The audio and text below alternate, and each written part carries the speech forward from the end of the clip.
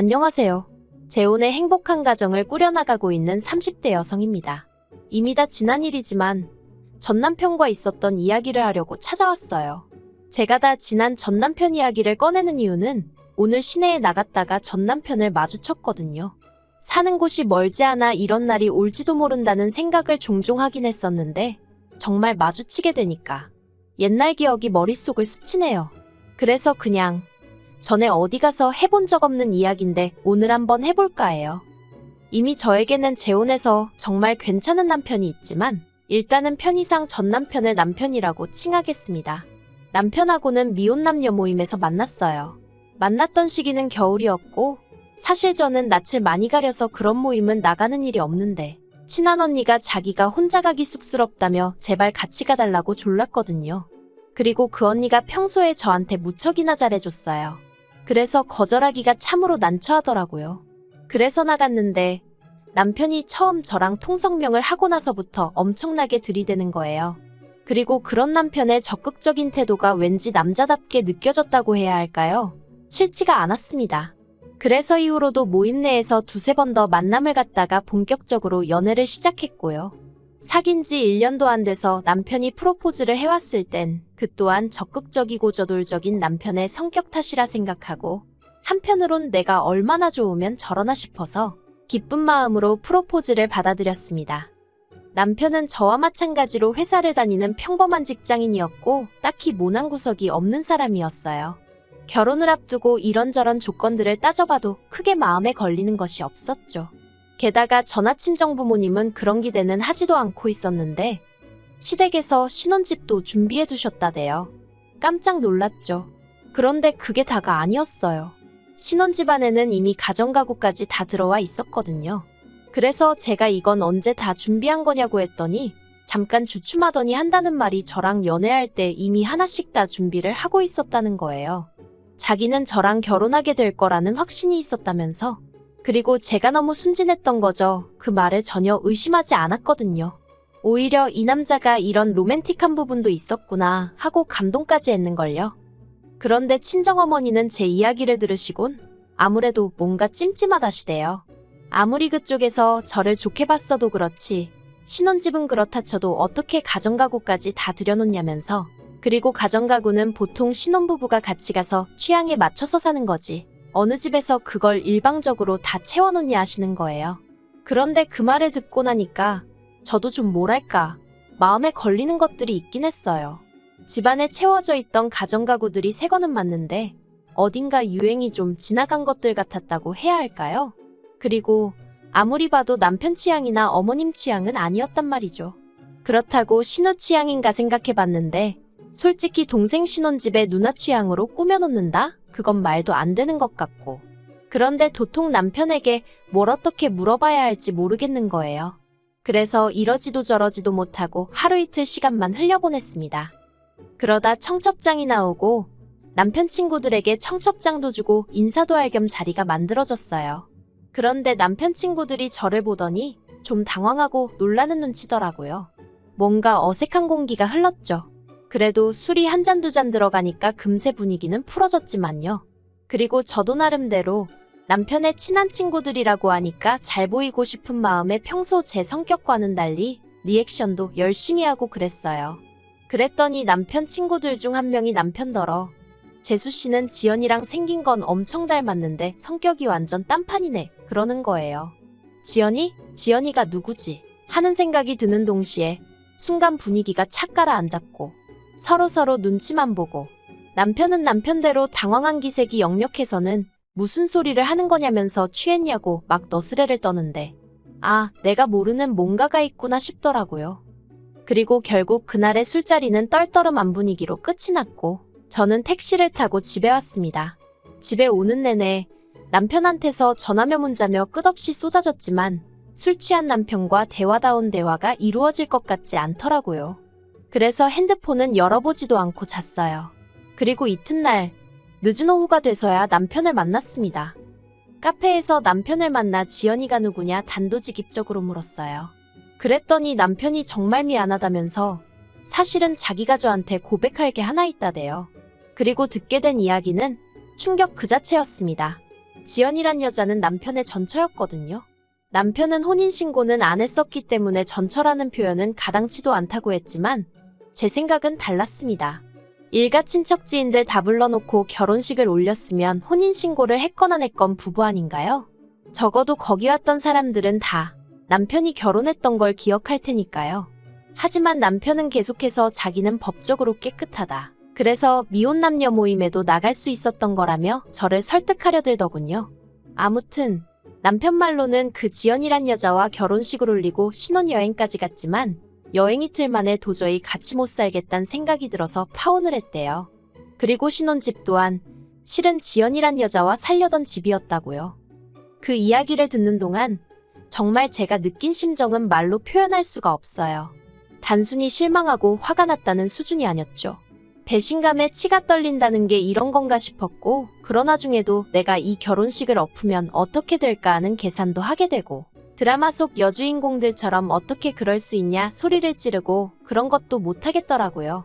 그냥 손발이 덜덜 떨리고 심장은 얼마나 벌렁거리던지 한마디로 제정신이 아니었다니까요. 저는 남편에게 우리 결혼 다시 한번 생각해보자 했고 그 길로 집에 왔습니다. 그런데 결론부터 이야기하자면 파혼은 못했어요. 파혼을 못한 이유는 어리석게도 파혼을 하고 났을 때 주변에서 들려올 수군거림을 감당할 자신이 없었거든요. 저희 친정부모님 체면을 지켜드리지 못하는 것도 너무 죄송했고요. 그래서 결국 제 가슴속에 묻고 가기로 했습니다. 계획대로 결혼하고 그리고 보란듯이 잘 살면 되는 거라고 애써 그렇게 생각을 했어요. 그렇게 어디에도 말 못할 큰 비밀을 간직한 채 남편과 부부의 연을 맺었습니다. 이따금씩 얼굴도 모르는 지연이란 여자가 떠올라 괴로운 순간도 있었지만 그래도 남편과의 신혼은 비교적 즐겁고 평화로웠네요. 그런데 문제는 결혼하고 1년이 지나도록 아이가 생기지 않더라고요. 신혼을 즐기고 싶은 생각은 있었지만 그렇다고 딱히 피임을 한 적도 없는데 말이죠. 그래도 첫 해는 때가 되면 생기겠지 하고 크게 걱정은 하지 않았어요. 그런데 2년째 들어가면서부터는 시부모님께서 왜 아이를 안 갖냐며 조금씩 재촉을 하시더라고요.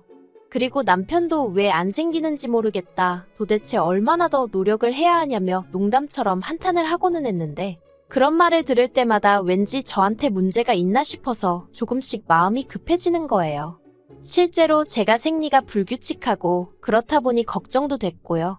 그래서 처음엔 남편한테 말도 못하고 혼자 무슨 죄 지은 사람 마냥 산부인과에 갔어요. 그런데 병원에서는 저는 아무 문제가 없다면서 그냥 건강관리 잘하고 마음을 편히 가지라는 속편한 소리만 하대요. 그래서 저 일부러 취미생활도 그림 그리기니 도자기 만들기니 죄다 뭐랄까 마음을 가라앉히는 종류로만 골라서 찾아다녔어요. 그나마 가끔 한 잔씩 마시던 맥주마저 끊었고요. 퇴근 후 어떻게든 짬을 내서 1시간씩 운동하고 정말 임신하기 좋은 몸을 만드느라고 제 나름대로 최선을 다했죠. 하지만 그래도 어째서인지 아이는 생기지 않았고 게다가 저 혼자 아무리 노력을 하면 뭐하나요? 남편은 회사 일을 핑계로 걸핏하면 술에 떡이 돼서 집에 오기 일쑤였고 운동하고도 담을 쌓은 지가 오래였으니 그래서 결국 참다 못한 제가 남편한테 같이 병원에 가자고 했어요. 그런데 남편이 곧 죽어도 병원은 가기 싫답니다. 병원에서 자기 상태를 확인하는 그 과정이 수치스럽다나요? 그리고 시부모님께서도 하시는 말씀이 당신 아들에게는 아무런 문제가 없을 거랍니다. 그래서 제가 어떻게 그걸 그렇게 확신하시냐 했어요. 사실 결혼 초만 하더라도 그래도 시부모님 말씀이라면 내내하고 웬만해선 싫은 소리를 안 하던 저였지만 2년쯤 넘어가면서 임신은 안 되고 시부모님은 괜히 제 탓을 하시고 그러니 저도 할 말은 하고 살아야겠다 싶더라고요. 그래서 언젠가부턴 아니다 싶으면 조금씩 따지고 들기도 하고 싫다 소리도 하고 그렇게 성격이 바뀌었네요. 아무튼 그러고 제가 물으니 어머님이 하시는 대답이 가관이었습니다. 당신이 연초에 용하다는 점집에 다녀왔는데 당신 아들 사주에는 자식이 있다고 했다는 거예요. 그러니 병원에 가보고 어쩌고 할 필요가 없다나요? 이건 뭐 아무리 제가 논리적인 이유를 가져다 대도 사주님이 신인이 들이대시니 말이 통해야 말이죠. 게다가 남편마저 비협조적으로 나오니 제가 다 큰 성인 남자를 끌고 병원에 갈 수도 없는 노릇이었고 환장하겠더군요. 그래서 저도 그냥 될 대로 되라 하고 내버려뒀어요. 그렇다고 포기를 한 건 아니고 남편과 계속 노력은 했지만 더 이상 제가 할 수 있는 게 없었다는 뜻이에요. 언젠간 찾아와 주겠지. 그냥 그렇게 믿고 기다리는 것 말고 제가 할 수 있는 일이 없더라고요. 그러다 올해 초 퇴근하고 집에 왔는데 남편이 웬일로 저보다 먼저 와 있더라고요. 그리고 얼굴을 보니 안색이 무척이나 어두웠죠. 그래서 제가 무슨 일이라도 있었냐 물으니까 아무것도 아니라면서 제 눈을 피하대요. 그래도 한 이불 덮고 지낸 시간이 있는데 단박에 무슨 일이 있다는 건 알겠더군요. 하지만 뭐가 됐건 간에 아직 나한테 말할 준비가 안 되어 있나 보다 싶어서 더는 묻지 않았습니다. 그런데 그 후로 2주쯤 지났을 무렵인가 시부모님이 저희 집에 오셨어요. 시댁이 저희 집에서 먼 거리는 아니었지만 그래도 평일 저녁에 찾아오시는 일은 흔치 않았기에 기니할 이야기라도 있으신가 싶더군요. 그리고 역시나 제 예감은 틀리지 않았습니다. 시부모님께선 두 분 다 평소보다 훨씬 긴장한 얼굴을 하고 계셨거든요. 그래서 제가 지난번 이 사람도 그렇고 오늘 두 분도 그렇고 저한테 뭐 할 이야기가 있으신 거냐 물었어요.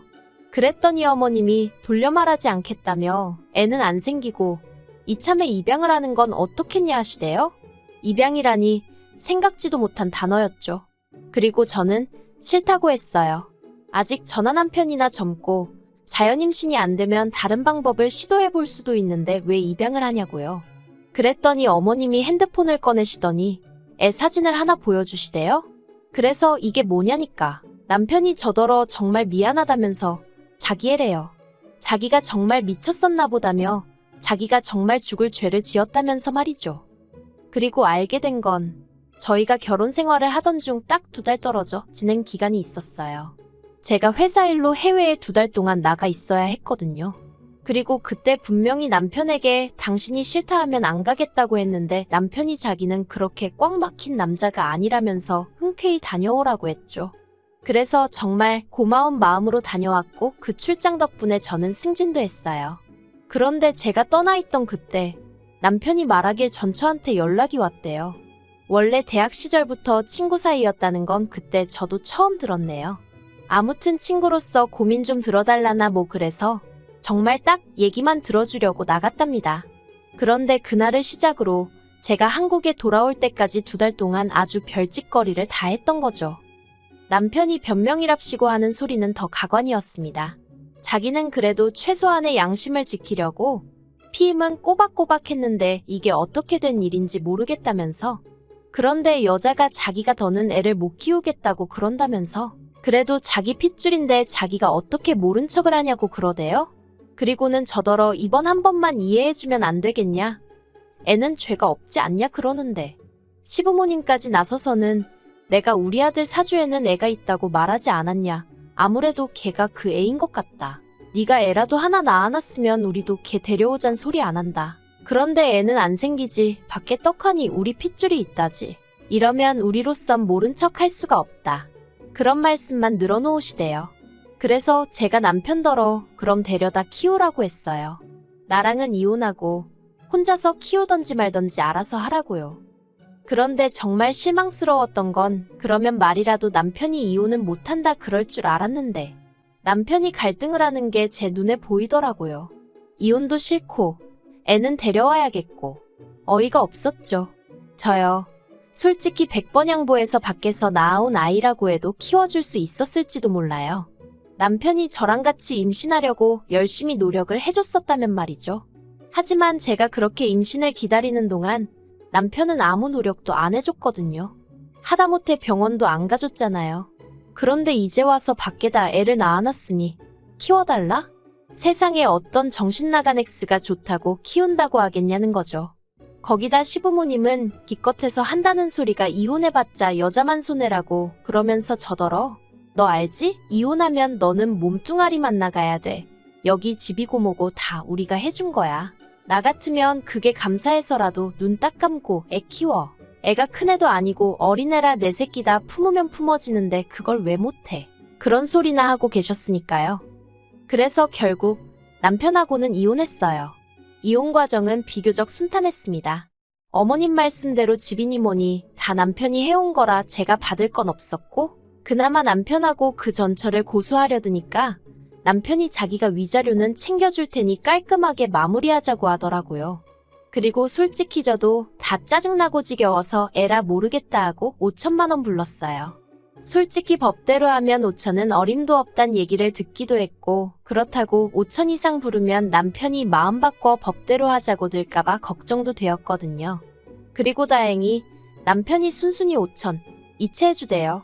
그러면서 한다는 말이 소식은 전하고 살자는데 소름이 끼치더라니까요. 그런데 이혼하고 반년쯤 지나서 진짜 황당한 소식을 전해 들었어요. 남편 친구들 중 한 명이 알려준 건데 저도 왜 저한테 굳이 알려준 건진 모르겠지만서도 남편 전처가 남편한테 맡기고 간 애가 남편 애가 아니랍니다.